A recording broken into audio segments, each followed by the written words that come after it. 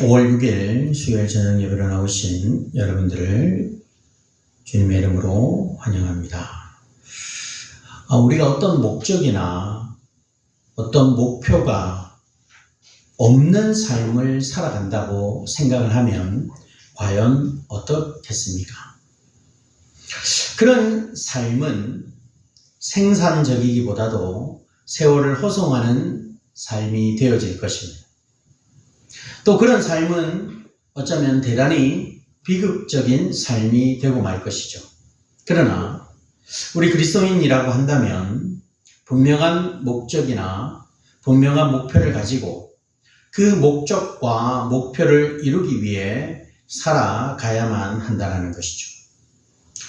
사람들마다 어떤 목적이나 목표가 다를 수는 있습니다. 그렇지만 성경은 모든 그리스도인들에게 동일하게 적용할 수 있는 하나의 목적과 하나의 목표를 제시하고 있는데요. 바로 오늘 본문이 그것을 제시하는 대표적 본문이다, 이렇게 말할 수가 있습니다. 오늘 말씀을 우리가 통해서 우리의 삶의 목적과 우리의 삶의 목표를 더욱 분명하게 이해하고, 그리고 우리의 삶의 전반적인 모든 부분에서 그것을 따라 살아갈 수 있는 그런 저와 여러분이 되어지기를 소망합니다. 우리가 하나님의 말씀을 보면요, 성경은 우리가 무엇을 위해서 어떻게 살아가야 한다고 말하고 있는지 우리는 말씀을 통해 볼 수 있는데, 오늘 본문 31절은 우리가 하나님의 영광을 위하여 살아가야 한다, 그렇게 말하고 있죠. 우리가 너무나 잘 아는 웨스트민스터 신앙고백서 대소교리문답 제1문, 사람의 첫째 되고 가장 고귀한 목적은 무엇입니까? 이 질문에 답이 뭡니까? 사람의 첫째 되고 가장 고귀한 목적은 하나님을 영화롭게 하고 그분을 영원토록 즐거워하는 것입니다. 웨스트민스터 대소교리문답이 제시하는 사람의 가장 고귀한 목적, 하나님을 영화롭게 하고 영원토록 온전히 즐거워하는 것. 오늘 본문 31절의 말씀이 바로 그 기초가 된다는 것입니다. 여러분, 하나님의 영광이야말로 우리 모든 그리스도인들의 삶의 목적과 목표가 되어야 합니다. 그러기에 우리는 하나님의 영광을 위한 삶을 반드시 살아가야 한다는 것이죠. 그런데요, 오늘 본문 31절은 하나님의 영광을 위해 살아가되 전제가 있습니다. 뭐죠? 먹든지 마시든지 무엇을 하든지 다라고 했습니다. 이 말씀은요, 우리가 하나님의 영광을 위하여 어떻게 살아가야 하는지를 너무나 잘 보여주고 있는 내용이죠. 삶의 모든 영역에서 언제 어디서나 하나님의 영광을 위해 살아가야 한다는 것, 이것을 말해주고 있다. 그렇다고 한다면 우리의 삶을 한번 돌아봅시다. 저와 여러분, 과연 하나님의 영광을 우리의 삶의 최고의 목적과 목표로 삼고 살아가고 있는가? 여러분, 하나님의 영광이 여러분의 삶의 우선인가? 아니면 나 자신의 삶이 우선인가? 사실 우리는 하나님의 영광보다는 우리 자신의 유익이나 영광을 위해 살아갈 때가 더 많이 있다는 것이죠. 하나님은 우리를 오직 하나님의 영광을 위해 사는 존재로 창조하시고 우리를 부르셨음에도 불구하고 우리는 하나님은 안전에도 없고 늘 우리 자신을 위해 살아가는 경우가 많다라는 것입니다. 그러나 이제부터라도 오늘 우리가 말씀처럼 먹든지 마시든지 무엇을 하든지 다 하나님의 영광을 위해 할 수 있기를 소망합니다. 하나님의 영광이 저와 여러분의 삶에서 가장 중요한 목적이요 목표가 될 수 있기를 소망합니다. 그러면 이 하나님의 영광이라는 목적, 그 목적 다음으로 우리의 삶의 중요한 목적이 또 있는데 그게 뭘까요? 오늘 본문 33절은요. 그들로 구원을 받게 하라 이런 말씀이 있는데 우리는 이 말씀을 주목해요. 이것은 우리에게 매우 중요한 또 다른 삶의 목적과 목표를 이야기하고 있다는 거죠. 그것은 바로 영혼을 구원하는 것이다. 우리는 하나님의 영광을 위해 살아가야 하지만은 동시에 사람을 구원하는 일에도 최선을 다해요. 우리가 구원하는 것은 아니죠. 우리가 복음을 전하는 일, 예수 그리스도를 증거하는 일, 이 일에 최선을 다해야 돼요. 사람의 영혼을 구하는 일, 이것이 여러분 얼마나 중요한 의미가 있습니까? 그야말로 한 사람의 영원한 삶이 달린 문제입니다. 한 사람의 영혼이 구원받아 그 영원한 삶을 누리며 살아갈 수 있다는 것. 여러분 이것이 얼마나 놀라운 일이에요. 물론 우리가 사람의 영혼을 구원할 수는 없죠. 우리는 다만 하나님이 사람의 영혼을 구하는 일에 쓰임받을 뿐이라. 사람의 영혼을 어떻게 구할 수 있을까요? 우선은 전도이겠죠. 예수님을 믿지 않는 그런 사람들에게 예수님을 전하는, 그러하여금 예수님을 영접하게 하는 것. 여러분 이것이야말로 사람의 영혼을 구하는 최고의 길이 될 것이다. 혹은 조목조목 복음의 내용을 전하지 않더라도 어떤 사람을 교회로 인도하는 것도 매우 중요한 전도의 한 모습이다. 사람의 영혼을 구하는 데는요, 전도나 인도만 있는 것이 아닙니다. 어떤 사람이 전도를 받거나 인도를 받아서 교회에 왔다고 해서 다 되는 것은 아니기 때문이죠. 그 사람이 교회나 목회자나 성도들에게 혹 상처를 받아 교회를 떠난다면, 혹은 교회에 가도 별 것 없더라 라는 생각을 가지고 더 이상 교회를 나오지 않는다면 그 사람의 영혼을 구원하기란 여러분 하늘의 별 따기가 될 것이요, 믿음이 없거나 혹 각 복음을 받아들인 사람이 교회를 찾아왔을 때 예수님의 마음으로 환영하고 섬기고 사랑하는 것도 그 사람의 영혼을 구하는데 반드시 필요한 것입니다. 사실 교회나 또 어떤 모든 직분은요, 사람의 영혼을 얻기 위해서 존재한다는 것이, 부디 사람의 영혼을 구하는 것이 저와 여러분의 삶의 목적이 되기를 소망합니다. 그리고 반드시 그렇게 돼요. 왜? 오늘 말씀이요, 그 사실을 우리에게 강조하고 있기 때문입니다. 무슨 말을 해도, 어떤 일을 하더라도, 어떤 사람을 만나더라도 그 사람의 영혼을 구원하려고 하는 마음을 우리가 늘 가지고 있어야 한다. 여러분, 사람을 구원하는 일은요, 결코 쉬운 일이 아니에요. 그러면 그 영혼을 구원하기 위해서 하나님의 말씀은 우리를 어떻게 하라고 명령하실까?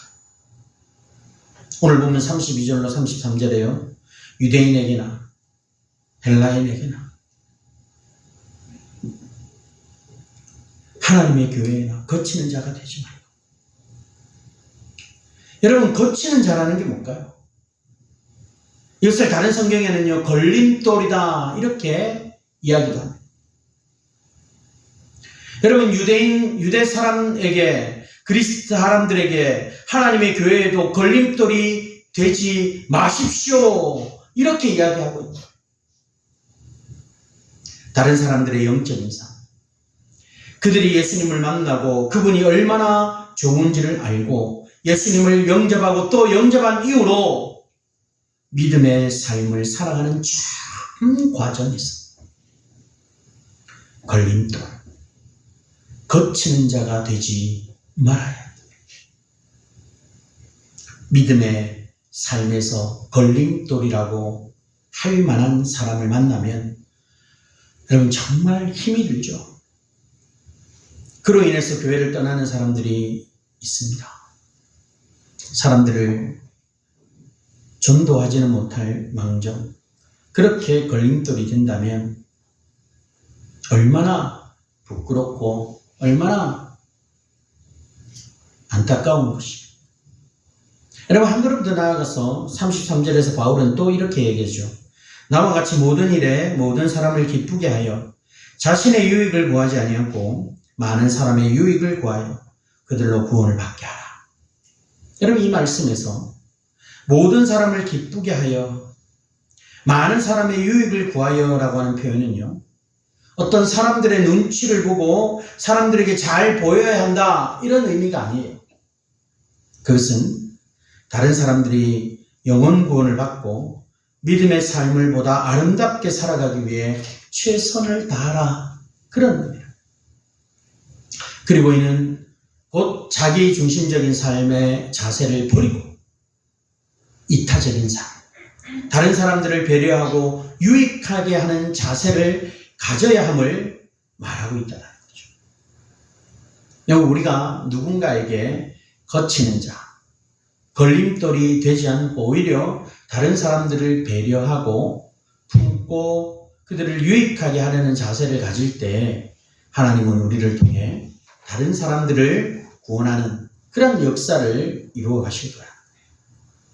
우리 저와 여러분 모두가 그렇게 살아서 우리를 통해서 일하시는 하나님의 역사를 경험하고 또 많은 사람이 우리를 통해서 구원받는 그런 놀라운 일들을 우리가 경험할 수 있기를 소망합니다.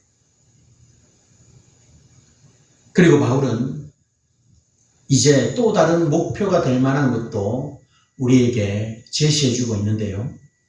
11장 1절에서 바울은 자신이 그리스도를 본받는 자가 되었다 그렇게 말한 후에 너희는 나를 본받는 자가 되라 이렇게 말합니다. 고린도 교회 성도들은요 예수님을 자기 눈으로 보지 못했습니다. 그런데 바울은 다메섹으로 가는 그 길목에서 예수님을 직접 만났습니다. 그뿐입니까?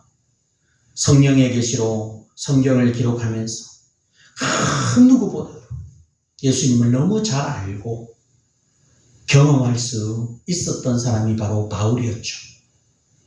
그래서 바울은 자신이 예수님을 본받음으로써 고린도 교회 성도들이 자기 자신을 통해 예수님을 본받기를 원했다라는 것.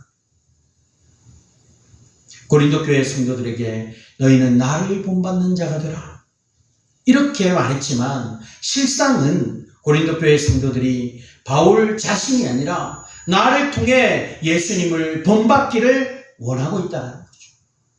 여기서 우리의 삶에 또 다른 목표가 될 만한 것을 우리는 발견합니다. 그것은요 바울처럼 예수님을 본받으면서 사람들에게 예수님을 보여주는 그 삶을 살아가는 것이라는 거죠.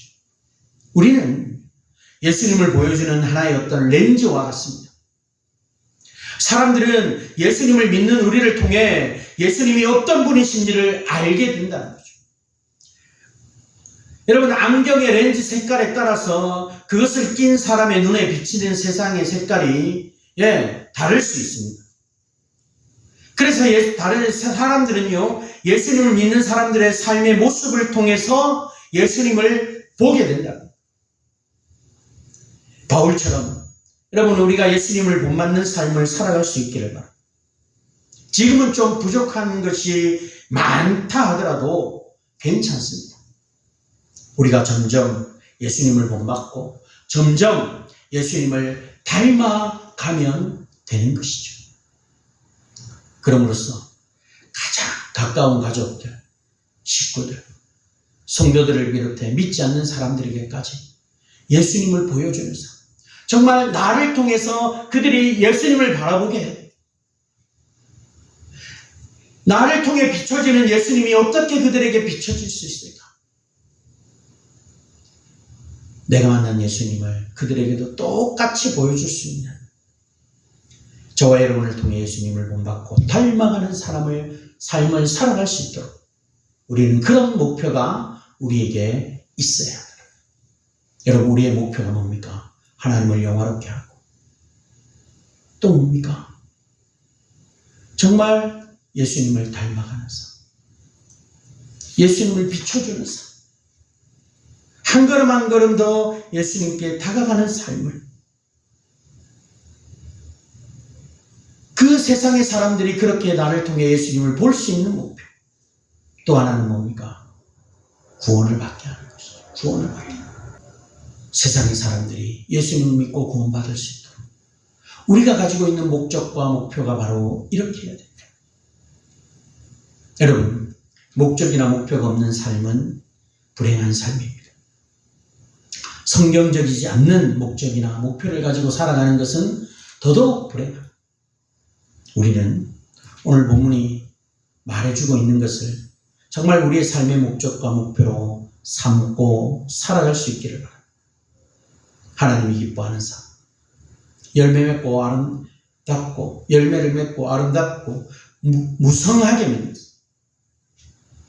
훗날 우리 인생의 여정을 돌아보았을 때 후회가 없는 복된 삶을 살아가야 합니다. 19세기 영국의 한 평신도 교사였던 사람이 있었어요. 그는 설교자도 아니었고요, 위대한 신학자도 아니었어요. 다만 작은 교회에서 아이들을 가르치던 교회학교 교사였을 뿐입니다. 그런데 그는 자신이 맡은 한 소년의 영혼을 진심으로 사랑했어요. 그 소년은 교회에 큰 관심이 없었고 때로 방황하고 있었어요. 그런데요, 이 교사는 그 아이를 결코 포기하지 않고 계속해서 그를 찾아가 복음을 전하고 사랑으로 섬겼어요. 마침내 그 소년은 예수 그리스도를 영접하게 되었고요, 훗날 수많은 사람에게 복음을 전하는 위대한 전도자가 되었습니다. 그가 바로 D.L. 무디라고 하는 사람입니다. 여러분, 이 이야기가 우리에게 주는 교훈은 분명하죠. 하나님은 우리가 대단한 사람이 되기를 먼저 요구하지 않습니다. 다만 하나님은 우리가 하나님의 영광을 위해 살고 한 영혼을 사랑하고 걸림돌이 아니라 통로가 되며 예수님을 닮아가기를 원하고 있다. 그럴 때 하나님은 우리의 작은 순종을 통해 정말 상상할 수 없는 놀라운 구원의 역사를 이루어 가신다. 무엇보다도 우리는 이 모든 삶의 중심에 예수 그리스도를 두어야 합니다.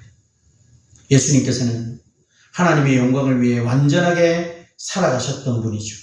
또한 우리를 구원하시기 위해 자신의 생명을 십자가에 내어주신 분입니다.